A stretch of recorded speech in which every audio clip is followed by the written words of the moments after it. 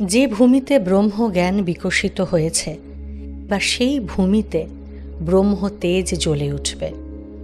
10 অবতার কথা সিরিজের গত পর্বে আমরা পরশুরামে এসে থেমেছিলাম, মাত্র একটি কুঠার হাতে নিয়ে কিভাবে পৃথিবী থেকে 21 বার ক্ষত্রিয় বংশ ধ্বংস করেছিলেন তিনি। সে কথা আমরা শুনেছি। আচ্ছা, এখানে নিশ্চয়ই একটা প্রশ্ন জাগছে মনে যে 21 বার কেন, তাই তো? পৌরাণিক কাহিনীতে না গিয়েও আমরা কিন্তু তত্ত্বগত দিক থেকে নিজেদের মতো করে এর একটি উত্তর খুঁজে দেখতেই পারি।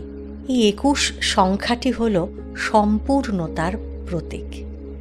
5টি জ্ঞানেন্দ্রিয়, 5টি কর্মেন্দ্রিয়, পঞ্চপ্রাণ, 5টা মৌলিক উপাদান আর একটি মন, এই মিলে হলো 21। দেখুন, তাহলে সম্পূর্ণভাবে অর্থাৎ সমস্ত দিক থেকে অভিমান, অহংকার আর ঔদ্ধত্যের বিনাশ ঘটিয়েছেন 6ষ্ঠ অবতার ব্রহ্মবিদ পরশুরাম। এবার শ্রী বিষ্ণুর দ্বাদশ কলার অবতার শ্রীরামচন্দ্র আসছেন। শ্রীকৃষ্ণকে যেহেতু স্বয়ং ঈশ্বর বলে ধরা হচ্ছে, তাই অবতারদের মধ্যে তিনি সর্বোত্তম। এবার সেই রাম কথা শুনি আমরা। প্যাস্টেল স্পিরিচুয়াল চ্যানেলে আপনি শুনছেন 10 অবতার কথা, নিবেদনে প্যাস্টেল এন্টারটেনমেন্ট।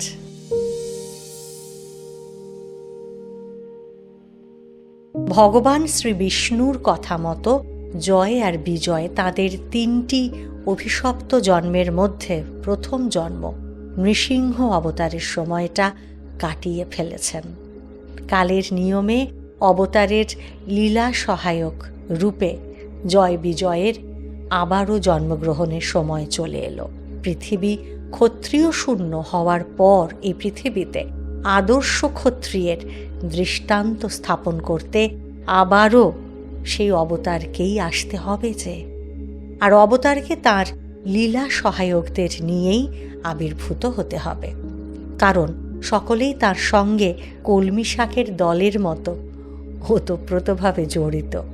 কলমি শাকের দলের যেমন একটা মাথা টানলে পুরো দলটা উঠে আসে, তেমনি অবতারও এই পৃথিবীতে যখন নামেন তখন তার পার্ষদরাও সঙ্গে নেমে আসেন। যেমন তারা এলেন ভগবানের 7ম অবতার রামচন্দ্রের সঙ্গে। বিতরসি দিক্ষুরণে দীকপতি কমনীয়ম দশমুখ মৌলি বলিম রমণীয়ম কেশবা ধৃত রাম শরীরা জয় জগদীশ হরে। পৃথিবীকে 21 বার ক্ষত্রিয় শূন্য করলেন পরশুরাম। কিন্তু ক্ষত্রিয় রাজা ছাড়া রাজধর্ম যেমন চলে না, শাসনও তো হয় না। আদর্শ ক্ষত্রিয় এবং আদর্শ রাজা হয়ে পৃথিবীকে পথ দেখানোর জন্য এবার শ্রী ভগবানকেই নেমে আসতে হলো। না হলে দৃষ্টান্ত স্থাপন করবেন কে? অন্যদিকে বিশ্বস্রবা বা বিশ্রবা মুনির ঔরসে রাক্ষস বংশের রাজকুমারী কৈকশীর গর্ভে জয় আর বিজয় রাবণ আর কুম্ভকর্ণ হয়ে জন্মগ্রহণ করল। এখানে জানিয়ে রাখি, কৈকশীকে নিকষা নামেও ডাকা হয়। রাবণের সাংঘাতিক বুদ্ধি, একটা মাথাতেই 10 জন লোকের মতো বুদ্ধি তাঁর, আর তাই বিশ্রবামুনি তাঁর ছেলে রাবণের আসল নাম রেখেছিলেন দশানন বা 10 গ্রীব, মানে 10টা মাথা যার। মুনির ঔরসে জন্মেছেন, তাই রাবণ ব্রাহ্মণ ছিলেন। তাঁর ছিল অতুলনীয় জ্ঞান আর শিল্প চেতনা। অপূর্ব রুদ্র বীণা বাজাতেন তিনি। রাবণ ছিলেন বৈরী ভাবের সাধক আর শিব ভক্ত। বৈরী ভাবের সাধক মানে কি, তা আমরা আগের পর্বেই আলোচনা করেছি, তাই তো? এখানে বলে রাখি, আমরা কিন্তু ইতিমধ্যে অনেক অবতারের কথা নিয়ে এসেছি। এর আগে আমরা 2টি পর্বেতে আলোচনা করেছি, সঙ্গে ডিসক্রিপশন বক্সে তার লিঙ্কও দেওয়া হলো, আপনারা শুনে নিতে পারেন যারা এখনো শোনেননি। রাবণের শিবভক্তি এতটাই প্রবল ছিল যে তিনি স্বয়ং শিবকে তার রাজধানী লঙ্কায় নিয়ে আসতে চেয়েছিলেন। শিবকে তুষ্ট করতে শিবতাণ্ডব স্তোত্রম রচনা করেছিলেন তিনি। হ্যাঁ, আমরা এখন যে শিবতাণ্ডব স্তোত্রম শুনি তা কিন্তু রাবণেরই লেখা। শিব কিন্তু কৈলাস ছেড়ে কোথাও যাবেন না। একথা রাবণকে বললে রাবণ নিজের হাতে কৈলাস পর্বত তুলে লঙ্কায় নিয়ে আসতে গিয়েছিলেন। এখানে একটা কথা বলে নিই, শ্রীরামকৃষ্ণ ভক্তির 3 রকম সংজ্ঞা দিতে গিয়ে তমগুণী ভক্তির কথাও বলেছিলেন। তমগুণী ভক্তি আর ভক্তের সর্বশ্রেষ্ঠ উদাহরণ হলেন রাবণ, মানে নিজের আরাধ্যাকে পাওয়ার জন্য ইষ্টের সঙ্গে গায়ের জোরে লড়তেও পিছুপা হন না তারা। এখানে বলে রাখা ভালো যে রাবণের নামটি কিন্তু মহাদেবেরই দেওয়া। রাবণ নামের অর্থ হল যে প্রচণ্ড জোরে চিৎকার বা নাদ করতে পারে। রাবণ যেমন পণ্ডিত তেমনি বীর। নিজের 2 ভাইকে নিয়ে 10,000 বছর একটানা তপস্যা করেছিলেন তিনি। রাবণের 10 মাথার সমান বুদ্ধি যেমন ছিল, তেমনি যোগবলে তাঁর 10টা মাথাও ছিল।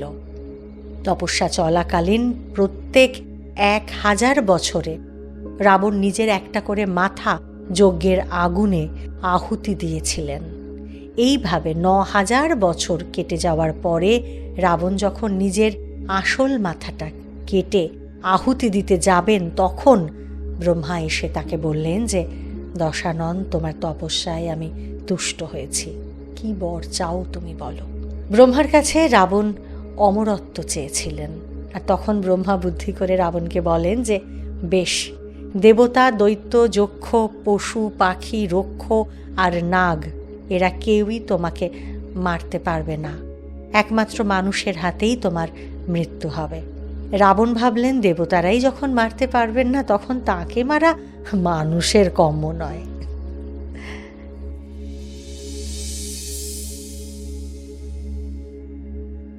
ব্রহ্মার কাছে বর লাভের পর রাবণের অহংকার শতগুণে বৃদ্ধি পেল। ত্রিভুবনে রাক্ষস রাজ্য প্রতিষ্ঠা করতে আর তো বাধা নেই। প্রথমেই নিজের দাদা কুবেরের কাছ থেকে লঙ্কা রাজ্য ছিনিয়ে নিলেন রাবণ, আর তারপর দেবতাদের যুদ্ধে হারিয়ে ত্রিভুবন দখল করে নিলেন। রাবণ পুষ্পক নামের একটা বিমান চালাতেন। বলা ভালো, সেই বিমান হলো আজকের এরোপ্লেনের আদিরূপ। এদিকে ব্রহ্মার বরে রাবণ তো অবদ্ধ, কেউই তাকে মারতে পারবেন না। ফলে তাঁর অহংকার এবার একেবারে আকাশ ছুঁয়ে ফেলল। অহংনাশী ঈশ্বর এবার রাবণের মুক্তি আর ত্রিভুবনের শান্তির জন্য অযোধ্যার সূর্যবংশীয় রাজা দশরথ আর কৌশল্যার ছেলে রাম রূপে আবির্ভূত হলেন। তবে অযোধ্যার সঙ্গে রাবণের শত্রুতা কিন্তু রামেরও জন্মের আগের ঘটনা। অযোধ্যা রাজবংশে অনারণ্য নামে এক রাজা ছিলেন। তিনি কিছুতেই রাবণের বশ্যতা স্বীকার করেননি, আর তখন রাবণ নিজের বিশাল সৈন্য নিয়ে অযোধ্যার রাজার সঙ্গে যুদ্ধ করে তাকে পরাজিত করলেন। রাবণের সঙ্গে যুদ্ধে অনারণ্য মারা গিয়েছিলেন, তবে মৃত্যুর আগে রাবণকে তিনি বলে যান যে, একদিন সবাইকেই মরতে হয়, তাই আমিও মরছি, কিন্তু আমি তোমার কাছে হারিনি। ভবিষ্যতে আমার বংশে দশরথের পুত্র হিসেবে রাম আবির্ভূত হবেন, তখন রামের হাতেই তোমার মৃত্যু হবে। অনারণ্যের বংশে এবার রামচন্দ্রের জন্ম হল। রাজা দশরথের 4 ছেলে আর 1 মেয়ে। ছেলেরা হলেন রাম, লক্ষ্মণ, ভরত, শত্রুঘ্ন, এবং মেয়ের নাম ছিল শান্তা। ছোটবেলা থেকেই রাম বাবা মায়ের প্রতি অত্যন্ত শ্রদ্ধাশীল ছিলেন। পুত্র লাভের নেপথ্যে দশরথের তপস্যাও কিছু কম ছিল না। আবার এই 4 ছেলের মধ্যে রামকেই তিনি বেশি ভালোবাসতেন। রাম বড় ছেলে, তবে শুধু তাই নয়, আদর্শ রাজার সমস্ত গুণ রামের মধ্যে আছে। তাই রামকে রাজা হওয়ার উপযোগী করে মানুষ করতে লাগলেন দশরথ। দশরথ নিজে যেমন জ্ঞানী ও প্রজাবৎসল, নিজেদের ছেলেদেরও তেমনভাবেই মানুষ করার জন্য তিনি বশিষ্ঠ মুনির আশ্রমে পাঠালেন। বশিষ্ঠ মুনির আশ্রমে রাম শাস্ত্র আর অস্ত্র শিক্ষা ছাড়াও আধ্যাত্মিক জ্ঞান ও সাধনার শিক্ষা লাভ করে এবার গৃহস্থাশ্রমে প্রবেশ করবেন। গৃহী হওয়ার জন্য সংসার ধর্ম পালন করতে হবে। শিক্ষা শেষে 3 ভাইকে নিয়ে মিথিলার রাজা জনকের দরবারে এসে উপস্থিত হলেন রামচন্দ্র। জনক রাজার দরবারে তখন তার 4 মেয়ে সীতা, উর্মিলা, মান্ডবী ও শ্রুতকীর্তির বিয়ের জন্য স্বয়ম্বর সভা চলছিল। এখানে বলে রাখি, মান্ডবী আর শ্রুতকীর্তি হল সীতার খুড়তুতো বোন। জনক রাজাই সম্ভবত তাদের পালন করেছিলেন। যাই হোক, সেই স্বয়ম্বর সভার শর্ত ছিল শিবের দেওয়া হরধনুতে যিনি গুণ পড়াতে পারবেন সেই মহাবীরের সঙ্গেই জনক রাজা মেয়েদের বিয়ে দেবেন। কিন্তু কোনো বীরই হরধনুতে গুণ পড়ানো তো দূরের কথা, সর্বশক্তি দিয়েও 1 আঙুলও তুলতে পারেননি। এবার এগিয়ে এলেন রামচন্দ্র স্বয়ং। 1 হাতে হরধনু ধরে গুণ পড়াতে গিয়ে হরধনু ভেঙে ফেললেন তিনি। এমন অদ্ভুত বীর রাজপুত্র দেখে জনক রাজার তো আর আনন্দ ধরে না। তখন রাম, লক্ষ্মণ, ভরত ও শত্রুঘ্ন 4 ভাই জনক রাজার 4 রাজকন্যাকে বিয়ে করে অযোধ্যায় ফিরে এলেন। ভগবান শ্রী বিষ্ণুর 7ম অবতার রামের সঙ্গে বিয়ে হল সীতার।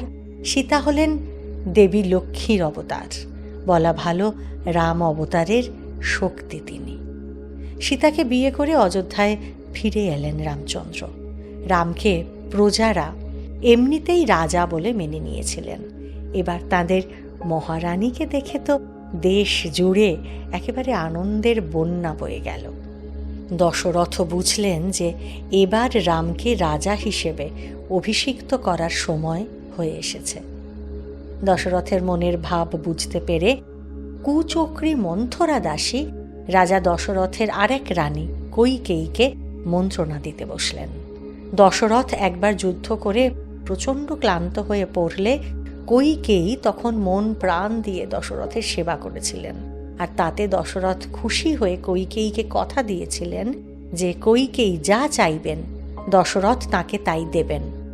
মন্থরা এই সময় কইকেয়ীকে পরামর্শ দিয়ে বললেন যে কইকেয়ী যেন এই সময় দশরথের কাছে ভরতের জন্য রাজ সিংহাসন চেয়ে নেন, আর রামের জন্য 14 বছরের বনবাসটাও মঞ্জুর করিয়ে নেন যেন তিনি। দশরথ সত্যনিষ্ঠ মানুষ, তাই নিজের সত্য তিনি রক্ষা করবেনই। মন্থরার কথা মতো কৌশলে দশরথের কাছ থেকে এই প্রতিশ্রুতি চাইলেন কইকেয়ী। ঘটনাচক্রে ভগবানই যেখানে কৌশলে বন্দী হন, সেখানে অবতার রূপী রামচন্দ্রও যে রাজ্য ছাড়া হবেন, এতে আর আশ্চর্য কি বলুন। পিতৃসত্য পালনের জন্য এবার 14 বছরের বনবাস স্বীকার করলেন রাম। তার সঙ্গে সীতা আর লক্ষ্মণও বনবাসে চললেন।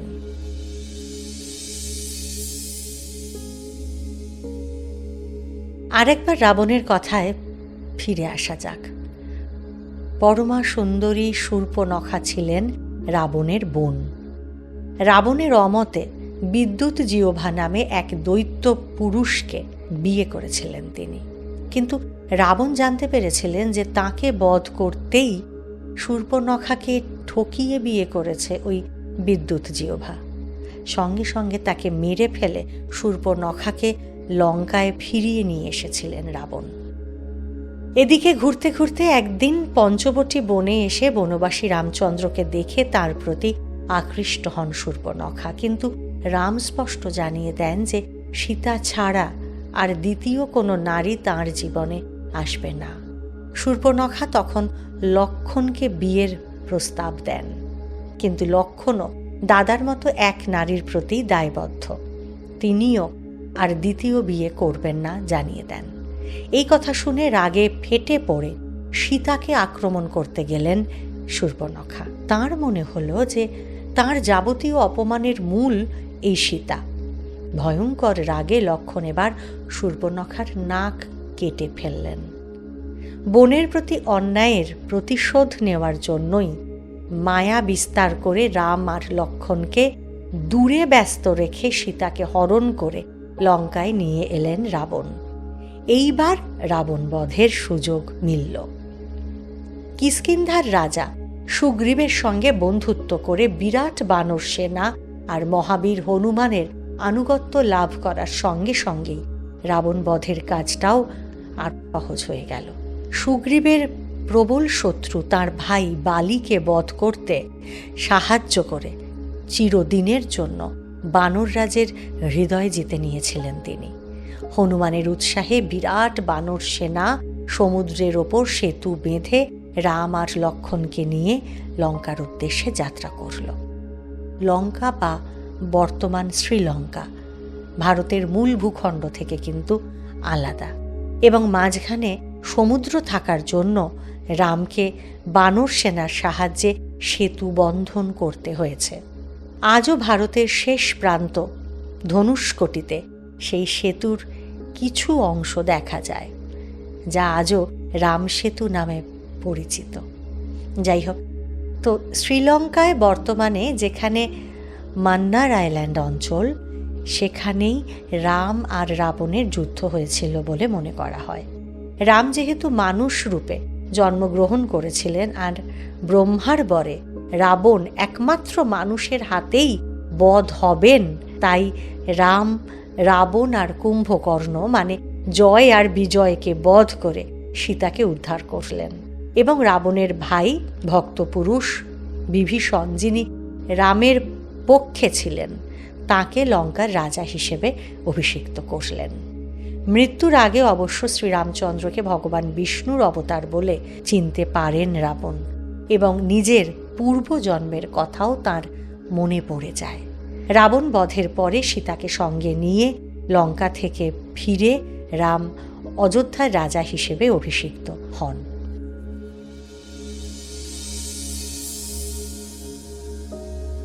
অযোধ্যায় এবার স্বস্তি ফিরলেও সীতা এখনো সতী কি না তা নিয়ে প্রজাদের মনে সন্দেহ কিন্তু রয়েই গেল। অগ্নি পরীক্ষার পরেও সীতাকে নিয়ে সংশয় মিটছে না দেখে আদর্শ রাজার দৃষ্টান্ত মেনে তার প্রাণাধিক প্রিয় সীতাকে গর্ভবতী অবস্থায় বাল্মীকি মুনির আশ্রমে পাঠাতে বাধ্য হলেন রাম। এ কাজ করতে গিয়ে নিজের শান্তিকে চিরকালের জন্য বলি দিলেন তিনি। বাল্মীকি আশ্রমে থাকাকালীনই লব আর কুশ নামে দুই সন্তানের জন্ম দিলেন সীতা। বাল্মীকি তাঁদের মানুষ করে রামায়ণ গান শেখালেন। পরবর্তীকালে লব আর কুশকে রামের রাজ্যে ফিরিয়ে দিলেও মানুষের মনের অন্ধকারকে আর দূর করতে পারলেন না সীতা। নিজের প্রকৃত স্বরূপ ধারণ করে পাতালে প্রবেশ করেন তিনি। এবার রাম অবতারেরও কর্তব্য শেষ। আদর্শ ক্ষত্রিয় রাজার দৃষ্টান্ত স্থাপন করা হয়ে গেছে। তিনিও এবার সরজু নদীতে সলিল সমাধি নিয়ে স্বরূপে লীন হয়ে গেলেন। রাম অবতারের তাৎপর্য অবশ্য শুধু রাম একা নন, লক্ষ্মণ, সীতা, ভরত, হনুমান, বিভীষণ, এমনকি রাবণ অবধি সেই বিরাট তাৎপর্যের অংশ। সুতরাং এখানে তা সবটা বলা সম্ভব হবে না, তবে একটি কথা বলা যেতেই পারে যে রাম অবতার থেকেই আরও একটা ধারা শুরু হলো। কোনো অবতারের পূর্ণাঙ্গ জীবন এইবার দেখা গেল। জন্ম থেকে স্বরূপে লীন হওয়া অবধি গোটা একটা জার্নি শেষ হলো। রামচন্দ্রের আগে আর পরেও কিন্তু অবতারেরা রাম। তার আগে পরশুরাম আর তার পরে বলরাম। পরশুরামের হাত ধরে ব্রহ্মতেজ, রামচন্দ্রের হাত ধরে ক্ষাত্রতেজ, আর বলরামের হাত ধরে জেগে উঠল সংকল্পের দৃঢ়তা। বহসি বপুষি বিষাদে বসনম জলদাভম হলহতি ভীতি মিলিত যমুনাভম কেশব ধৃত হলধর রূপ জয় জগদীশ হরে। শ্রী বিষ্ণুর অষ্টম অবতার বলরামের আর এক নাম হলধর, কারণ হল বা লাঙল হল বলরামের অস্ত্র, আর তাই যিনি হলকে ধারণ করেন তিনিই তো হলধর।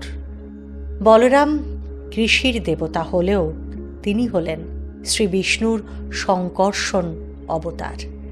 সংকর্ষণ মানে লাঙল দিয়ে মাটি আকর্ষণ বা কর্ষণ করা বোঝায়, আবার সংকর্ষণ অর্থে আকর্ষণও বোঝায়।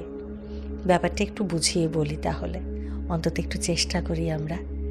শ্রী বিষ্ণু ক্ষীরোদ সাগরে শেষ নাগের ওপর শুয়ে থাকেন। এই শেষ নাগ স্বয়ং বিষ্ণু না হলেও তিনি হলেন বিষ্ণুর অংশ, তাই তাঁকে অংশাবতার বলা হয়। এখানে একটি কথা বলে রাখা প্রয়োজন, আমাদের দশাবতার সিরিজে অবতার হিসেবে ভগবান কৃষ্ণকে না রেখে আমরা কেন বলরামকে রাখলাম, তাই তো? আসলে এই কাজটা কিন্তু আমরা করিনি। শাস্ত্রে যে দশাবতারের নামের তালিকা আছে সেখানেও কিন্তু শ্রীকৃষ্ণের নাম নেই, শুধু বলরামের নাম রয়েছে। কিন্তু কেন?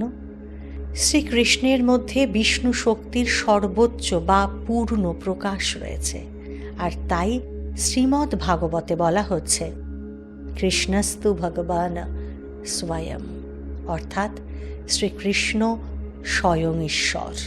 তিনি 16 কলায় পূর্ণ। তার মধ্যে দেবভাবের প্রকাশই সব থেকে বেশি, আর সেই কারণেই তাকে অবতার বলা হচ্ছে না, তিনি স্বয়ং ঈশ্বর। অবতার হলেন বলরাম বা বলভদ্র। তবে কৃষ্ণের সঙ্গে বলরাম হয়ে আসার আগেও কিন্তু রাম অবতারে লক্ষ্মণ হয়ে এসেছিলেন তিনি। ত্রেতা যুগে লক্ষ্মণ ছিলেন রামের অনুজ, মানে ছোট ভাই। রামচন্দ্রের আদেশ পালন করাই তাঁর জীবনের একমাত্র ব্রত ছিল, আর তিনি নিজের মুখে শ্রীরামকে বলেছেন, তুমি আমার প্রভু, আমি তোমার দাস।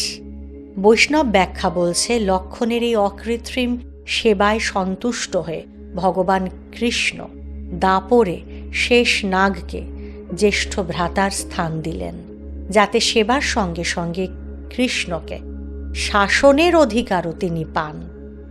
একনিষ্ঠ সেবক এবার ভগবানের অভিভাবক হয়ে বসলেন।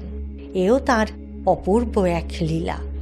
তবে ভক্ত আর ভগবান যেমন ওতপ্রোত হয়ে থাকেন, কৃষ্ণ আর বলরামও ঠিক তেমনই। বলরামের কথা বলতে গেলে ছত্রে ছত্রে তাই শ্রীকৃষ্ণ এসে যাবেনি। আসুন এবার শোনা যাক তবে বলরাম অবতারের কাহিনী। বলরামের আর এক নাম শঙ্কর্ষণ। এক গর্ভ থেকে আর এক গর্ভে আকর্ষিত বা স্থানান্তরিত হয়েছিলেন বলেই বলরামের এমন নাম। বৈষ্ণব দর্শনের চতুর্বুহ তত্ত্ব অনুযায়ী শেষ নাগ হলেন পরম পুরুষ বিষ্ণুরই শঙ্কর্ষণ রূপ। উগ্রসেন ছিলেন মথুরার রাজা। তিনি বেশ ধার্মিক প্রকৃতির মানুষ ছিলেন, কিন্তু তার ছেলে কংস ছিলেন যেমন নির্মম তেমন অত্যাচারী। নিজের বাবাকে কারাগারে বন্দি করে মথুরার সিংহাসনে বসে প্রজাদের উপর ভয়ঙ্কর অত্যাচার শুরু করে দিলেন তিনি।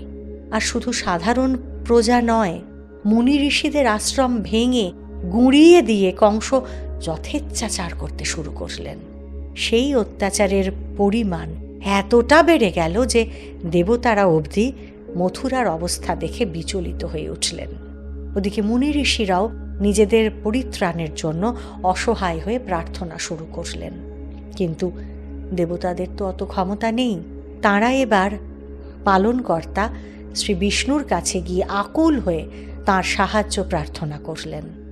তাঁদের মিলিত প্রার্থনায় শ্রী ভগবানের আসন এবার টলল। কথা দিলেন তিনি যে জগৎকে অধর্মের হাত থেকে রক্ষা করে ধর্মরাজ্য স্থাপন করতে তিনি নিজে আবারও পৃথিবীতে আসবেন।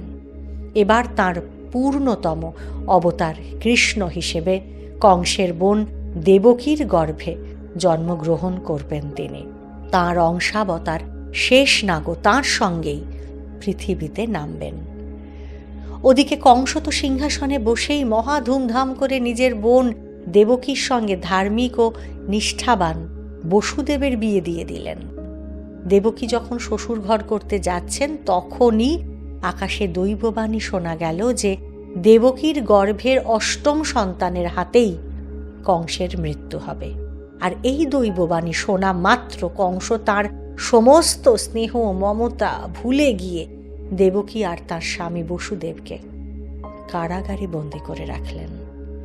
এরপর পরপর 6 সন্তানকে হত্যা, আর সপ্তম সন্তানের বেলা দেবী যোগমায়া দেবকীর গর্ভটিকে আকর্ষণ করে রোহিণীর গর্ভে স্থানান্তরিত করে দিলেন।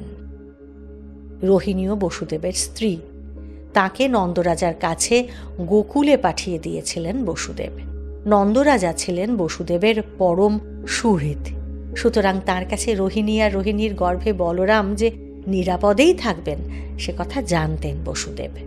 শঙ্কর্ষণ হিসেবে রোহিণীর গর্ভ থেকেই বলরাম জন্মগ্রহণ করেন, আর তাই বলরামের আর এক নাম রোহিণী নন্দন। ওদিকে দেবকীর অষ্টম সন্তান হিসেবে শ্রীকৃষ্ণ আবির্ভূত হলে বসুদেব ওই গোকুলেই নন্দের স্ত্রী যশোদার কাছে কৃষ্ণকে রেখে আসেন। ফলে বসুদেবের দুই ছেলেই গোকুলে বেড়ে উঠতে লাগলো। দুই মা আর বড় দাদার আদর যত্ন এবং শাসনে মানুষ হতে লাগলেন শ্রীকৃষ্ণ। কৃষ্ণের দাদা বা দাউ হিসেবে বলরাম শ্রীকৃষ্ণের সব লীলারই প্রধান সঙ্গী। শিশু শরীরেও দুজনের শক্তি এতটাই বেশি যা মানুষ ধারণাই করতে পারে না। কংসের পাঠানো রাক্ষসের দল কৃষ্ণ বলরামকে হত্যা করতে এসে নিজেরাই তাদের হাতে প্রাণ হারায়। আর সেই সব বিরাট দেহী আর অসীম শক্তিধর রাক্ষসকুলকে কি অবলীলায় মেরে ফেলছেন তা আমরা সকলেই জানি।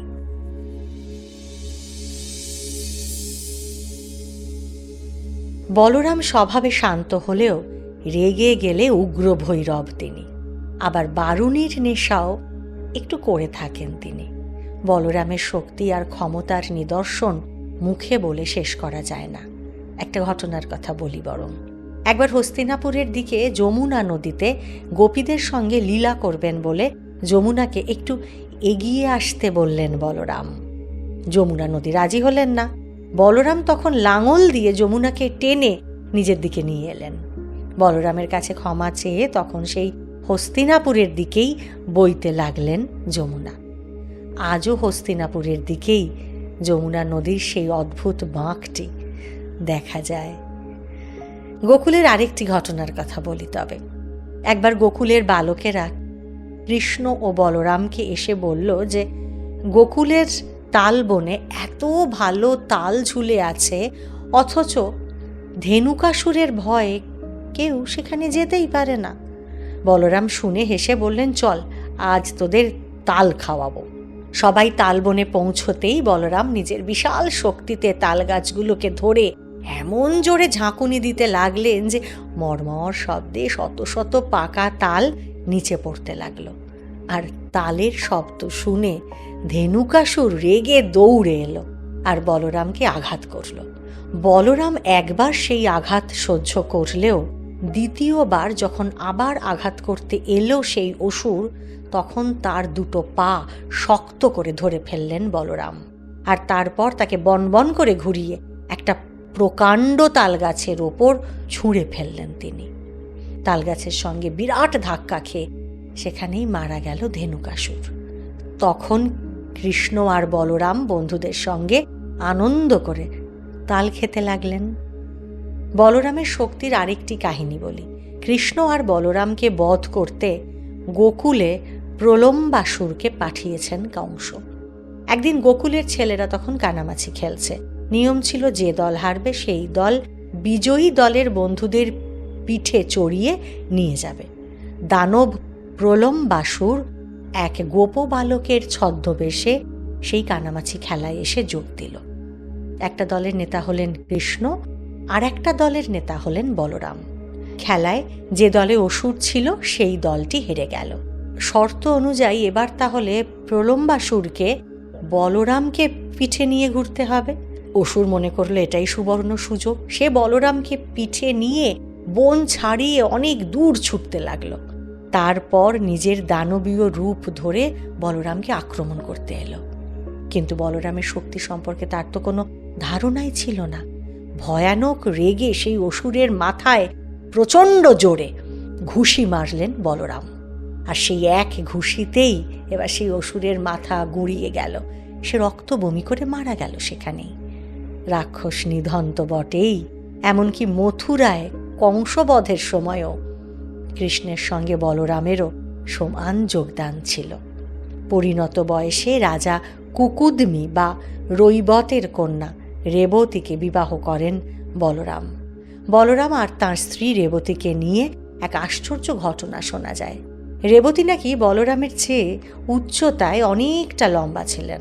তবে রেবতীর কাঁধে আলতো করে হাল স্পর্শ করার সঙ্গে সঙ্গে রেবতীর দৈর্ঘ্য নাকি কমে যায়। আর তারপরে রেবতীর সঙ্গে বলরামের বিবাহ হয়।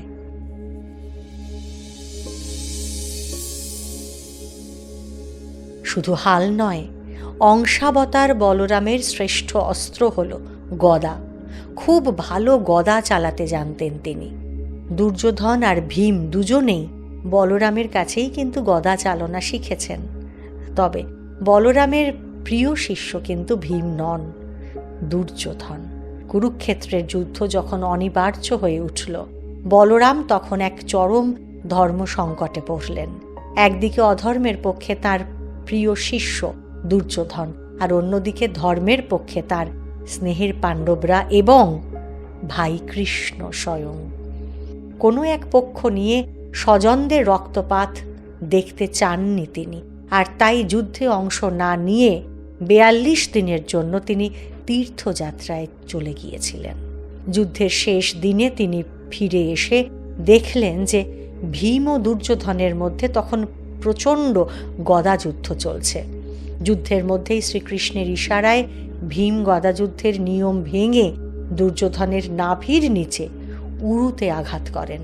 আর এই অন্যায় দেখে অত্যন্ত রেগে গিয়ে ভীমকে শাস্তি দিতে চাইলে বলরামকে শান্ত করেন শ্রীকৃষ্ণ স্বয়ং। কাঁটা দিয়ে কাঁটা তোলার মতো অধর্মকে দিয়েই অধর্ম উপড়ে ফেলার প্রয়োজনটা তাকে বোঝালেন কেশব। কিন্তু বলরাম তো সম্পূর্ণ নিরপেক্ষ। গুরু হিসেবে শিষ্যের অন্যায় পরিণতি দেখে খুব কষ্ট পেয়ে তারপর সেখান থেকে তিনি সরে যান। শ্রীকৃষ্ণের সিদ্ধান্তকে সম্মান জানালেও বলরাম কখনো কোনো পক্ষ নেননি। অসীম শক্তি থাকলেও যুদ্ধ বিগ্রহ থেকে তিনি বরাবর অনেক দূরে থেকেছেন। শক্তির সঙ্গে সঙ্গে শক্তি নিয়ন্ত্রণের ক্ষমতাও তার অপরিসীম। সম্পর্কে জ্যেষ্ঠ হলেও লীলার সমস্ত অধিকারটি পুরুষোত্তমের জন্য রেখে দিয়ে বরাবর নিজেকে তার আড়ালেই রেখেছেন বলরাম। তিনি যে শুধুই একনিষ্ঠ সেবক মাত্র। কুরুক্ষেত্র যুদ্ধের ভয়াবহ ধ্বংসলীলা শেষ হওয়ার পরে বলরাম আবারও দ্বারকায় ফিরে এলেন। মৌসল পর্বে যাদবদের নিজেদের মধ্যে লড়াই চলাকালীন স্বধামে ফেরার প্রস্তুতি নেন বলরাম। একদিন একটা বটগাছের নিচে মহাসমাধিমগ্ন হলেন তিনি। এবার তাঁর মুখ দিয়ে ধীরে ধীরে বেরিয়ে এলেন শেষনাগ, বলরামের স্বরূপ যিনি। সেই শেষনাগ ক্ষীরোদ সাগরে শ্রী বিষ্ণুর সেবায় ফিরে গেলেন আবারও, আর সেই সঙ্গে বলরামেরও মর্তলীলা শেষ হয়ে গেল। বলরামের সঙ্গে সঙ্গে অবতারের শক্তির লীলা আপাতত শেষ। দশম অবতার কল্কি আসার আগে প্রেম আর প্রজ্ঞার অবতার হয়ে বুদ্ধ আসেন। অবতার লীলার চিরপরিচিত বৈশিষ্ট্যে এবার একটা বিরাট তোলপাড় এলো। নিন্দেসি যজ্ঞ বিধের অহ শ্রুতি জাতম সদয় হৃদয় দর্শিত পশুঘাতম কেশব ধৃত বুদ্ধ শরীর জয় জগদীশ হরে। বুদ্ধ অবতারের কথা বলার আগে একটা গুরুত্বপূর্ণ কথা বলে রাখি। ভাগবতে শ্রী বিষ্ণুর অবতার হিসাবে যে বুদ্ধর কথা বলা হয়েছে তার সঙ্গে গৌতম বুদ্ধের চরিত্রের ফারাক থাকলেও কবি জয়দেব তাঁর দশাবতার স্তোত্রে বুদ্ধ বলতে কিন্তু গৌতম বুদ্ধকেই বুঝিয়েছেন। আবার আদিগুরু শঙ্করাচার্য তাঁর রচিত দশাবতার স্তোত্রে লিখেছেন, ধরাবদ্ধ পদ্মাসনা স্থঙ্ঘ্রে যষ্টির্নিয় ম্যানিলং নস্ত নাসাগ্র দৃষ্টি ইয়া অস্তে কলৌ যোগীনাং চক্রবর্তী স বুদ্ধ প্রবুদ্ধ হস্তু নিশ্চিন্তবর্তী। অর্থাৎ যিনি ভূতলে পদ্মাসনে উপবেশন করে প্রাণ সংযম এবং নাসাগ্রে দৃষ্টি স্থাপন করে উপবিষ্ট ছিলেন এবং যোগীবৃন্দের অগ্রগণ্য হয়ে কলিযুগে আবির্ভূত হয়েছিলেন, সেই তত্ত্ববোধ প্রাপ্ত বুদ্ধদেব আমাদের চিত্তে অধিষ্ঠান করুন। এক্ষেত্রেও দেখা যাচ্ছে আদিগুরু শঙ্করাচার্য বুদ্ধ বলতে গৌতম বুদ্ধকেই ইঙ্গিত করছেন, আর তাই আমরাও আমাদের দশাবতার সিরিজে বুদ্ধ বলতে গৌতম বুদ্ধের জীবন কথাই আলোচনা করব। এই প্রসঙ্গে আর একটা কথা জানিয়ে রাখি যে এর আগে আমাদের চ্যানেলে গৌতম বুদ্ধের জীবন কথা বিস্তারিতভাবে আলোচনা হয়েছে তথাগত সিরিজ নাম দিয়ে। আপনাদের জন্য ডেসক্রিপশন বক্সে সেই সিরিজের লিঙ্কও দিয়ে রাখলাম। তাহলে আসি এবার গৌতম বুদ্ধের কথায়। খ্রিস্টপূর্ব 6ষ্ঠ শতাব্দী মানে বৈদিক যুগের শেষ দিকে ধর্ম বলতে কতগুলো ক্রিয়াকাণ্ডকেই বোঝাতো। উপাসনা মানেই ছিল যাগ, যজ্ঞ, পশু বলি, ব্রাহ্মণ ভোজনের আধিক্য, আর ছিল জাতিভেদ, অস্পৃশ্যতা আর বর্ণাশ্রমের বাড়াবাড়ি। সাধারণ মানুষজন ধর্মের নামে এই নিপীড়নে একেবারে অতিষ্ঠ হয়ে উঠেছিল। ধর্মের সংকট দেখা দিলে ভগবান আসবেন, তিনি তো তেমনই প্রতিজ্ঞা করেছেন। এবারও সেই প্রতিজ্ঞা পালন করলেন তিনি, তথাগত বুদ্ধ হয়ে এলেন তিনি। কপিলাবস্তু বা বর্তমান নেপালের লুম্বিনীর শাক্য বংশের রাজা শুদ্ধোদনের ছেলে সিদ্ধার্থ রূপে শ্রী বিষ্ণু আবির্ভূত হলেন। তথা থেকে বা ঈশ্বর থেকে আগত বলেই তিনি তথাগত নামেও আমাদের কাছে পরিচিত। বুদ্ধ কোনো নতুন ধর্ম বা সম্প্রদায় সৃষ্টি করেননি। কালের প্রভাবে তাঁর অনুগামীরা হিন্দু ধর্ম থেকে আলাদা হয়ে নতুন প্রাতিষ্ঠানিক ধর্ম সংগঠন হিসেবে দেখা দিলেও বৌদ্ধ ধর্ম কিন্তু বুদ্ধের তৈরি নয়, এ কথাটা আমাদের মানতেই হবে। বুদ্ধ ছিলেন সংঘ জীবনের বা মঠ কালচারের আদি প্রবর্তক, কারণ সংঘের গুরুত্ব বুঝেছিলেন তিনি। সংঘ ছাড়া সার্থক ধর্মজীবন কিছুতেই সম্ভব নয়। যুগের প্রয়োজনে মানুষকে ঐক্যবদ্ধ করতেই হবে, আর সংঘ ছাড়া সেই একতা আসবে না। আর তাই সংঘকে তিনি তার ত্রিশরণের বা 3 মন্ত্রের অন্যতম শরণ হিসেবে উল্লেখ করলেন, বললেন সংঘম শরণম গচ্ছামি। আমাদের 10 অবতারের মধ্যে বুদ্ধ অবতারের ঐতিহাসিক গুরুত্ব সব থেকে বেশি, কারণ তিনি কোনো পৌরাণিক চরিত্র নন, তিনি ঐতিহাসিক।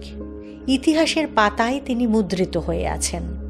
বুদ্ধের জন্মের সঙ্গে অলৌকিক রহস্য জড়িয়ে থাকলেও বুদ্ধের জীবন ধারণ কিন্তু অত্যন্ত সহজ আর সাধারণ। তবে তাঁর মতো এমন প্রবল আত্মজিজ্ঞাসা আর কারো ছিল না। সেদিক থেকেও তিনি অনন্য ব্যক্তিত্ব। নিজেকে জানতে চেয়েছিলেন বুদ্ধ। আমাদের বুদ্ধ সিরিজেই আমরা দেখিয়েছি যে সিদ্ধার্থের জন্মের সঙ্গে সঙ্গে রাজ জ্যোতিষী কিন্তু তাঁর সংসার ত্যাগের ইঙ্গিত দিয়েছিলেন। আর সে কথা শুনে রাজা শুদ্ধোদন তাঁর ছেলেকে বাস্তব পৃথিবীর নশ্বরতা বুঝতে দিতে চাননি। ভোগে বিলাসে ছেলেকে ভরিয়ে রাখতে চেয়েছিলেন তিনি, কিন্তু দৈবের বিধানে পৃথিবীর অনিত্য দিকটাও দেখে ফেললেন সিদ্ধার্থ। জানতে পারলেন তিনি যে মানুষ আসলে যা বুঝতে চায় তা কোনো রাজ সম্পদ তাকে বোঝাতে পারে না। আর তাই তো যশোধরার সঙ্গে বিয়ের পরে তাঁদের সন্তান জন্মালে সিদ্ধার্থ ছেলের নাম রাখেন রাহুল। পালি ভাষায় রাহুল মানে দড়ি, আর দড়ি বন্ধনেরই তো প্রতীক। শাস্ত্রে একটা কথা আছে, তিনি বন্ধন থেকে মুক্ত হন যিনি বন্ধনকে বন্ধন হিসেবে চিনতে পারেন। সংসার সন্তানের বন্ধনকে চিনতে পেরে রাজপ্রাসাদ ছেড়ে নিজেকে আবিষ্কার করতে বেরিয়ে গেলেন সিদ্ধার্থ। এই আত্ম আবিষ্কারই হল বুদ্ধ চরিত্রের মূল ভিত্তি। বুদ্ধ তাই বলছেন যে নির্বাণের পথ নিজে খুঁজে নাও, নিজে যাচাই করে তবে বিশ্বাস করো। আমি বুদ্ধ বলেছি বলেই বিশ্বাস করো না।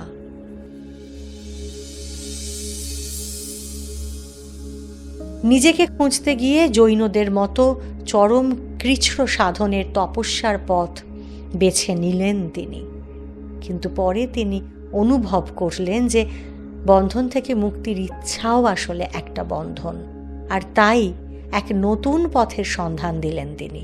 সেই পথ বা পন্থা হল মধ্যম বা মধ্যপন্থা।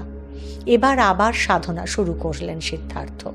নিজের মধ্যেই তিনি নিজে ডুব দিলেন, আর দীর্ঘ সাধনার শুরুতেই মারের সঙ্গে লড়াই বাঁধল তাঁর।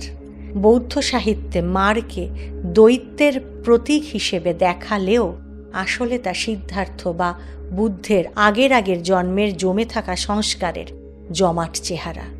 নিজের সংস্কারের সঙ্গে লড়াই শুরু হলো এবার তাঁর। যাবতীয় লোভ, প্রলোভন, প্রতিষ্ঠাকামিতার বিরুদ্ধে তার যুদ্ধ শুরু হলো। সেই সংস্কার থেকে উত্তীর্ণ হয়ে তিনি বুদ্ধ হলেন। আমরা যদিও আজ বুদ্ধ বলতে নির্দিষ্ট কোনো ব্যক্তিকে বুঝি, কিন্তু বুদ্ধ হল যে কোনো ব্যক্তিরই বোধিপ্রাপ্ত ত্রিগুণাতীত অবস্থা। যার বোধি লাভ হয়েছে তিনিই বুদ্ধ। আমরা ইতিহাসে কিংবা জাতকের গল্পে বুদ্ধ জীবনী পড়েছি, কিন্তু সিদ্ধার্থের বুদ্ধ হয়ে ওঠার জার্নি আর তার উপলব্ধির কথাগুলো আমরা সেভাবে জানতে পেরেছি কি? বুদ্ধ প্রথমে যা অনুভব করেছিলেন তা হলো এই জগতের যা কিছু সৃষ্টি হচ্ছে তা আসলে মানুষেরই আকাঙ্ক্ষার ফসল। আর মানুষের আকাঙ্ক্ষার তো শেষ নেই, কারণ আকাঙ্ক্ষাকে কখনো তৃপ্ত করা যায় না। আবার ক্ষণে ক্ষণে তা রূপ বদলায়। ঠিক যেমন ছোট বাচ্চা ততক্ষণ একটা খেলনার জন্য বায়না করে যতক্ষণ সেই খেলনাটা সে পায় না।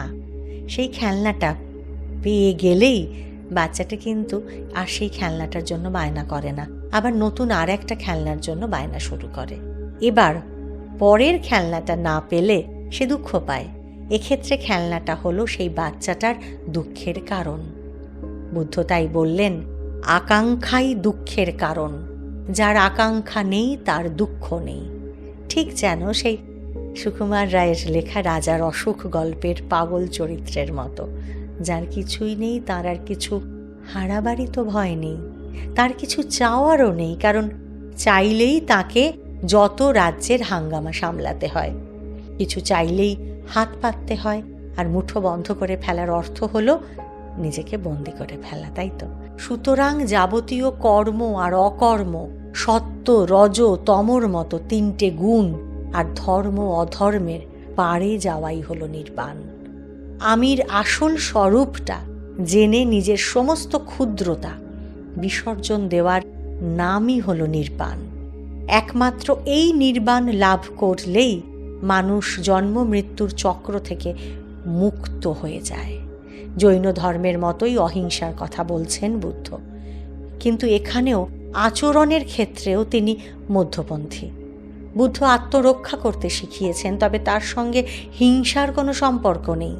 বাইরের আক্রমণকে প্রতিরোধ করতে জানলে তবেই ভেতরের জৈবিক আক্রমণগুলোকে প্রতিরোধ করার সামর্থ্য আসে। পশু বলি বন্ধ করাটাই যে বুদ্ধের অহিংসার পরিচয়, এ কথাটা কিন্তু ঠিক নয়। বুদ্ধ ঈশ্বরের বাহ্যিক রূপ সম্পর্কে নীরব থাকলেও উপাসনার নামে অহেতুক কর্মকাণ্ডকে অস্বীকার করতেই পশু বলিকে সমর্থন করেননি। তবে তাঁর কাছে প্রকৃত অহিংসা মানে 3 গুণের অতীত অবস্থায় চলে যাওয়া। প্রকৃত অহিংসা তখনই সম্ভব যখন একজনের হৃদয় অপরের মঙ্গলের জন্য ভাবে। তার আগে অবধি সবটাই স্বার্থ, আর সেই স্বার্থ পূরণই হল হিংসার নামান্তর। এই অহিংসা আর নির্বাণের পথে পৌঁছনোর জন্য অষ্টাঙ্গিক মার্গ বা 8টি সাধন সূত্র দিলেন বুদ্ধ। জ্ঞানের সূত্র হিসেবে দিলেন সম্যক জ্ঞান ও সম্যক দৃষ্টি। প্রকৃত জ্ঞান হলে একমাত্র তখনই জগৎ নশ্বর আর অলীক এই দৃষ্টি লাভ করা যায়। শীল বা আচরণের সূত্র হিসেবে দিলেন সম্যক বাক, সম্যক কর্ম এবং সম্যক জীবিকা। অর্থাৎ কথা মেপে বলতে জানলে বা বাক সংযম করতে শিখলে কর্মে তার প্রভাব পড়বে। তখনই কোনটা সৎ আর কোনটা অসৎ কর্ম সেটা বোঝা যাবে। ফলে যাপনেও তার প্রভাব পড়বে। সংযম শিক্ষা করলে একজন মানুষ শুধু কথায় নয় বরং আদ্যন্ত সংযমী হয়ে উঠবে। সমাধি বা মানসিক শৃঙ্খলার জন্য দিলেন সম্যক চেষ্টা, সম্যক স্মৃতি, সম্যক সমাধি। মানসিক সংযম আর মনকে নিয়ন্ত্রণ করতে শিখলে মনের ভাব সম্পর্কে মানুষ সচেতন থাকবে। ফলে মন স্থির করে ধ্যান, সমাধি বা নির্বাণ লাভ করবে সে। এই অষ্টাঙ্গিক মার্গ অনেকটা সেই বহুতল বাড়ির সিঁড়ির মতো, যেখানে প্রত্যেক তলায় মানুষ নিজের ঠিকানা চিনে নিতে নিতে শেষে ছাদে গিয়ে পৌঁছয়। ঈশ্বরের অস্তিত্ব প্রসঙ্গে বুদ্ধর নীরবতাও সেই যুগের প্রয়োজনের জন্যই। নিজের স্বরূপ জেনে বা আত্মজ্ঞান লাভ করে বোধিপ্রাপ্ত হলেও কিন্তু পরব্রহ্মের কথা মুখে বললেন না তিনি, কারণ মুখে বললেই যে আবার একটা দল তৈরি হবে আর তা সম্প্রদায় হিসেবে গড়ে উঠে আবার কতগুলো নিয়ম তৈরি করে ফেলবে।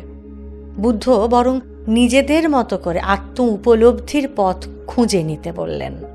তথাগত বুদ্ধের অবতার লীলা তার ৮০ বছর বয়সে কুশীনগরে শেষ হয়েছে, কিন্তু তার শরীর চলে গেলেও বুদ্ধত্বের বিনাশ নেই।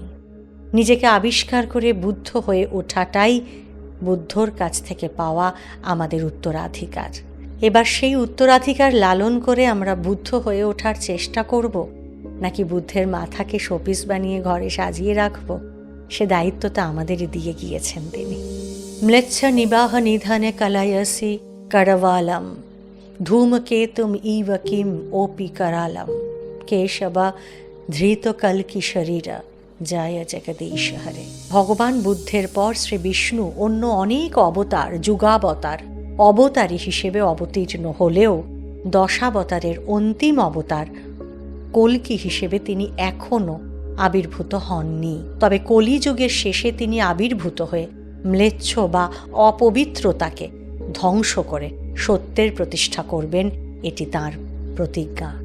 আগেই বলেছি, চারিদিকের এই সামাজিক, রাজনৈতিক ও আন্তর্জাতিক টালমাটাল পরিস্থিতি কল্কি অবতারের আশারই হয়তো প্রেক্ষাপট তৈরি করছে। যাই হোক, তবে কল্কি অবতারের সম্পর্কে ভবিষ্যৎবাণীগুলো নিয়েই আমাদের এখানে আলোচনা করতে হবে। বিষ্ণু পুরাণ অনুযায়ী কলিকালের আয়ু 4,32,000 বছর, আর এখন 2026 খ্রিস্টাব্দে কলিকালের আয়ু মাত্র 5,000 বছর হয়েছে। মানে কল্কি অবতার আসতে এখনও 4,27,000 বছর বাকি আছে। কলিযুগের শেষ ভাগে যখন মানুষের পরমায়ু কমে যাবে, ধর্ম ও সামাজিক নীতি নৈতিকতা বিলুপ্ত হবে এবং শাসক শ্রেণী ভয়ঙ্কর অত্যাচারী হয়ে উঠবে, ঠিক সেই চরম নৈরাজ্যের সময়ে ভগবান বিষ্ণু কল্কি রূপে অবতীর্ণ হবেন। পুরাণ মতে কলিযুগের শেষে উত্তর ভারতের সম্ভালায় পণ্ডিত বিষ্ণু শর্মা আর সুমতি দেবীর পুত্র হিসেবে কল্কি আবির্ভূত হবেন। তাঁর 3 জন দাদাও সেই সময় আবির্ভূত হবেন, যাদের নাম হবে কবি, প্রাজ্ঞ ও প্রজ্ঞ। সেই সময় মানুষের গড় আয়ু কমে 20 থেকে 30 বছরে নেমে আসবে। মানুষ উচ্চতায় আরও খাটো হবে। অনাবৃষ্টি, খরা ও চরম প্রাকৃতিক দুর্যোগের কারণে শস্য উৎপাদন বন্ধ হয়ে যাবে। যখন এই পরিস্থিতিতে পারিপার্শ্বিক সমাজ দুর্বল ও অশান্ত হয়ে সার্বিক সামাজিক ক্ষয় দেখা দেবে, তখনই কল্কি অবতার অবতীর্ণ হবেন। যদিও ভারতের অনেক মন্দিরে কল্কি অবতারের বিগ্রহ বা মূর্তি পুজো হতে দেখা যায়। ভগবান শ্রী বিষ্ণুর অন্তিম অবতার কল্কির গুরু হবেন ভগবান শ্রী বিষ্ণুরই 6ষ্ঠ অবতার পরশুরাম। হ্যাঁ, বিষ্ণুর 2 অবতার একসঙ্গে লীলা করবেন এবং এক অবতার আর এক অবতারের গুরু হিসেবে প্রকাশিত হবেন। বিষ্ণু পুরাণে আছে যে যুদ্ধবিদ্যা এবং শাস্ত্র ও অধ্যাত্ম শিক্ষা দেওয়ার জন্য কল্কিকে নিয়ে মহেন্দ্র পর্বতে যাবেন পরশুরাম। আমরা আগেই বলেছি, পরশুরাম অবতার হলেন চিরঞ্জীবী বা অমর। শিব পরশুরামকে অস্ত্র হিসেবে পরশু বা কুঠার দিয়েছিলেন। কল্কি অবতারকেও পরশুরাম শিবের আরাধনা করতে শেখাবেন। শিবের তপস্যায় সিদ্ধি লাভ করলে শিব কল্কিকে আশীর্বাদ স্বরূপ 3টে জিনিস দেবেন। প্রথমটা হলো দেবদত্ত নামে এক ডানাওয়ালা অলৌকিক সাদা ঘোড়া। দ্বিতীয় জিনিসটা হলো একটা বহুমূল্য রত্ন দিয়ে মোড়া খড়গ। আর তৃতীয়টা হলো একটা শুক পাখি, যে শুক পাখি নিজে সর্বজ্ঞানী হয়েও কল্কির উপদেষ্টা ও বার্তাবাহক হিসেবে কল্কিকে সেবা করবে। কল্কি পুরাণে লেখা আছে যে কল্কি 2 জন নারীকে বিয়ে করবেন। একজন দেবী লক্ষ্মীর অংশ পদ্মাবতী এবং অপরজন রমা। পদ্মাবতীর গর্ভে কল্কির প্রথম 2 পুত্র জয় আর বিজয়, আর রমার গর্ভে অন্য 2 পুত্র ঘন আর জ্ঞানের জন্ম হবে। অধর্মের সঙ্গে যুদ্ধে কল্কির সেনাপতি হবেন তাঁর 2 ভাই কবি ও প্রাজ্ঞ। সেই যুদ্ধের শেষে কলিকে বধ করে আবারও সত্যযুগের সূচনা করবেন কল্কি অবতার। এই নতুন সত্যযুগে মানুষ আবারও ধার্মিক হবে আর পৃথিবীও শস্য শ্যামল হয়ে উঠবে।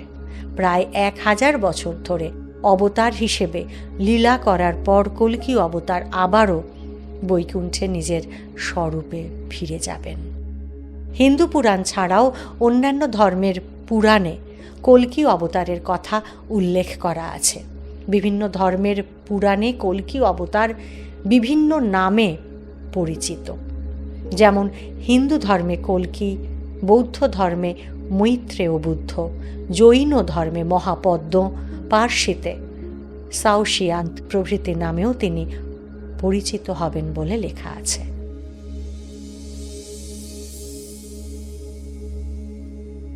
আমরা এতক্ষণ দশাবতারের কথা আলোচনা করলাম। তবে ঈশ্বর যেমন অনন্ত, তাঁর অবতারও তেমন অনন্ত। সংখ্যা দিয়ে মাপজোক করে রাখলে তো তাকে বেঁধে ফেলা হলো, তাই না? তাই এই 10 জন অবতার ছাড়াও সৃষ্টি পালনের কাজে শ্রী বিষ্ণু যে আরও অসংখ্য অবতার রূপ ধারণ করবেন একথা শাস্ত্রেই লেখা আছে। দশাবতার ছাড়াও ভগবান শ্রী বিষ্ণু আরও 16টি মুখ্য অবতার রূপ ধারণ করেছিলেন, কিন্তু সেই সব রূপ আমাদের খুব একটা বেশি পরিচিত নয়। এবার একবার তাঁদের কথা শোনা যাক। প্রথমে সেই 16 জন অবতারের নাম বলে নিই। তাঁরা হলেন সনক, সনাতন, সনন্দন, সনত কুমার। এই 4 জন একসঙ্গে চতুর্কুমার নামেও পরিচিত। তারপর নারদ মুনি, নরনারায়ণ, কপিল, দত্তাত্রেয়, যজ্ঞ, ঋষভদেব, পৃথু, ধন্বন্তরী, মোহিনী, বেদব্যাস, হয়গ্রীব এবং হংস। আজ আপনাদের প্রথমেই বলবো চতুর্কুমারের কথা। সনক, সনাতন, সনন্দন, দত্তাত্রেয়। ভাগবত পুরাণ অনুসারে চতুর্কুমার হলেন ভগবান বিষ্ণুর আবেশ অবতার বা জ্ঞান অবতার। এই চতুর্কুমার মূলত ব্রহ্মচারী ও পরম যোগী রূপের প্রকাশ। বিষ্ণুর প্রধান 24টি অবতারের তালিকার মধ্যে প্রথম অবতার হিসেবে এই 4 কুমারের নামই একসঙ্গে উঠে আসে। বিষ্ণু যখন কোনো বিশেষ উদ্দেশ্যে কারো মধ্যে নিজের বিশেষ কোনো শক্তি, যেমন ধরুন জ্ঞান, ভক্তি বা তপস্যার মতো শক্তি আংশিকভাবে সঞ্চারিত করেন, তখন সেই শক্তিতে শক্তিমানকে আবেশ অবতার নামে ডাকা হয়, কারণ এই শক্তি সঞ্চারকেই আবেশ বলে। চতুর্কুমারের মধ্যে ভগবান বিষ্ণুর জ্ঞান এবং জ্ঞানমিশ্রা ভক্তি আবেশিত হয়েছিল। তারা মূলত সৃষ্টির জ্ঞান ও আধ্যাত্মিক সাধনার ধারাকে বজায় রাখার জন্যই অবতীর্ণ হয়েছিলেন। এই 4 কুমার কোথা থেকে এসেছিলেন জানেন? এরা হলেন সৃষ্টিকর্তা ব্রহ্মার মানসপুত্র, অর্থাৎ তাঁর মনের সংকল্প থেকে এদের জন্ম হয়েছে। সৃষ্টির শুরুতে বিশ্বব্রহ্মাণ্ডের বিস্তার ও বংশবৃদ্ধির জন্য ব্রহ্মা নিজের মন থেকে এই 4 পুত্রের সৃষ্টি করেছিলেন। ব্রহ্মা তাঁদের মর্তে নেমে বংশবৃদ্ধির আদেশ দিলেও তাঁরা কিন্তু জাগতিক মোহ ত্যাগ করে আজীবন পরম ব্রহ্মচর্যের পথই বেছে নিয়েছেন। এই 4 কুমার মিলে সনাতন ধর্মের অন্যতম প্রধান একটি ধারার সৃষ্টি করেন, যা কুমার সম্প্রদায় বা সানকাতি সম্প্রদায় নামে পরিচিত। এই সম্প্রদায়ের মূল লক্ষ্য নিষ্কাম ভক্তি ও ব্রহ্মজ্ঞানের বিস্তার। ভগবান শ্রী বিষ্ণুর দ্বাররক্ষী জয় ও বিজয়কে এরাই অভিশাপ দিয়েছিলেন। সহজ কথায় বলা যায়, এই চতুর্কুমার হলেন বিষ্ণুর দিব্য জ্ঞান ও বৈরাগ্য শক্তির মূর্ত রূপ।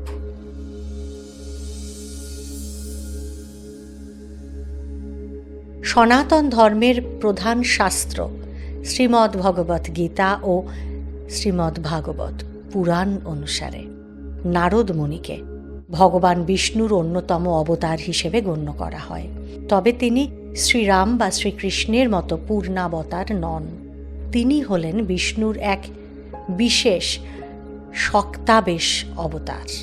শক্তাবেশ অবতার হলেন এমন একজন জীবাত্মা যার মধ্যে ভক্তিভাব ও দিব্য জ্ঞান প্রচারের জন্য নিজের বিশেষ শক্তি সঞ্চারিত করেছেন ভগবান বিষ্ণু। শ্রীমদ্ভগবদ্গীতার 10ম অধ্যায়ের 26 নম্বর শ্লোকে শ্রীকৃষ্ণ স্বয়ং বলেছেন, দেবর্ষিণাঞ্চ নারদ। ভগবান বিষ্ণু নারদ রূপে অবতীর্ণ হয়ে জগৎবাসীকে নিষ্কাম কর্ম ও ভক্তিযোগের শিক্ষা দিতে সাত্ত্বততান্ত্রিক নামক শাস্ত্র প্রকাশ করেছিলেন। এই সাত্ত্বততান্ত্রিক, যা নারদ পঞ্চরাত্র নামেও পরিচিত। নারদ মুনি একই সঙ্গে ভগবান বিষ্ণুর পরম ভক্ত এবং তাঁরই শক্তির আংশিক প্রকাশ। এই জন্যই নারদকে দেবর্ষি বা দেবতা ও ঋষির একত্র প্রকাশ হিসেবেও দেখা হয়। তবে এ প্রসঙ্গে বলে রাখি, নারদ মুনি প্রথম সাংবাদিক যিনি খবর প্রচার করতেন। তার বাহন হলো ঢেঁকি। পুরাণ মতে দেবর্ষি নারদকে সৃষ্টিকর্মের ভার নিতে বলেন ব্রহ্মা, কিন্তু ঈশ্বর সাধনা ও ভগবত প্রাপ্তিতে বিঘ্ন ঘটার আশঙ্কায় তাতে রাজি হন না তিনি। তারপর ব্রহ্মার অভিশাপে নারদকে গন্ধর্ব ও মানব যোনিতে জন্মগ্রহণ করতে হয়েছিল। এই গন্ধর্ব যোনিতে জন্মগ্রহণের জন্য নারদের সঙ্গীত প্রতিভাও অসাধারণ ছিল। নারদ প্রথমে ব্রহ্মার কাছে সঙ্গীত বিদ্যা শিখেছিলেন, আর তারপরে উলুকেশ্বরের কাছে বহু বছর ধরে গান্ধর্ব বিদ্যা শেখেন। দস্যু রত্নাকরের সঙ্গে দেবর্ষি নারদের যোগাযোগের কথাটা জানেন নিশ্চয়ই। একসময় আমাদের দেশে রত্নাকর নামে এক দস্যুবৃত্তি করে উপার্জন করতেন। একদিন জঙ্গলের মধ্যে দেবর্ষি নারদকে দেখতে পেয়ে রত্নাকর তাকে আক্রমণ করেন। দেবর্ষি তাকে জিজ্ঞাসা করলেন যে পরিবারের জন্য এই পাপ কাজ করছেন রত্নাকর, সেই পরিবারের কেউ কি তাঁর পাপের ভাগী হবে? নারদের এই প্রশ্নের উত্তর খুঁজতে নিজের পরিবারের কাছে ফিরে যান রত্নাকর। সেখানে সকলেই তাকে বলল যে কেউই তার পাপের ভাগী হতে চায় না। রত্নাকর তখন জীবনের সত্যতা উপলব্ধি করে নারদের কাছে ক্ষমা চাইলেন। তখন নারদ তাকে রাম নাম জপ করতে শেখান। আর সেই রত্নাকর এবার বহু বছর সাধনা করে ব্রহ্মার থেকে কবিত্ব শক্তির বর লাভ করলেন। তপস্যারত অবস্থায় রত্নাকরের দেহ বল্মিক বা উই পোকার স্তূপে ঢেকে গিয়েছিল বলেই তাঁর নামকরণ হলো বাল্মীকি। হ্যাঁ, রামায়ণের রচনাকার মহর্ষি বাল্মীকির কথাই বলছি। রামায়ণ রচনার মূলে দেবর্ষি নারদের অবদান ভুলে গেলে আমাদের চলবে না। কিন্তু আসলে জগতে যখনই কোনো বিশেষ শিক্ষা বা বিশেষ জ্ঞানের প্রকাশ ঘটে, তখনই তার পিছনে একটা বিরাট ঐশ্বরিক শক্তিকে থাকতেই হবে। সুতরাং পূর্ণ হন বা অংশ, যেখানে কোনো অভাবনীয় দৃষ্টান্ত, সেখানেই অবতার। স্বয়ং তাঁকেই আসতে হয় যে, নইলে তাঁর মতো তো আর কেউ হতে পারেন না। ঈশ্বরের কোনো বিকল্প নেই যে। আজ আমরা এখানেই থামব। তবে শেষ মুহূর্তে এসে একটু মনে করিয়ে দিই যে চ্যানেলটা সাবস্ক্রাইব করে নেবেন প্লিজ। চ্যানেলের নামের পাশেই যেখানে সাবস্ক্রাইব কথাটা লেখা থাকে, সেখানে একবার হাত ছোঁয়ালেই শব্দটা সাবস্ক্রাইব থেকে সাবস্ক্রাইবড দেখায়। আর আপনি যে আমাদের ফ্যামিলির, এই প্যাস্টেল স্পিরিচুয়াল ফ্যামিলির একজন মেম্বার হয়ে গেলেন, সেই খবরটা আমাদের কাছে পৌঁছে যায়। তাহলে আজও অপেক্ষায় রইলাম সেই সুখবরের জন্যই। আবারও ফিরে আসবো আগামী সপ্তাহে। আর ততক্ষণ আমাদের সঙ্গে থাকুন আর শুনতে থাকুন প্যাস্টেল স্পিরিচুয়াল।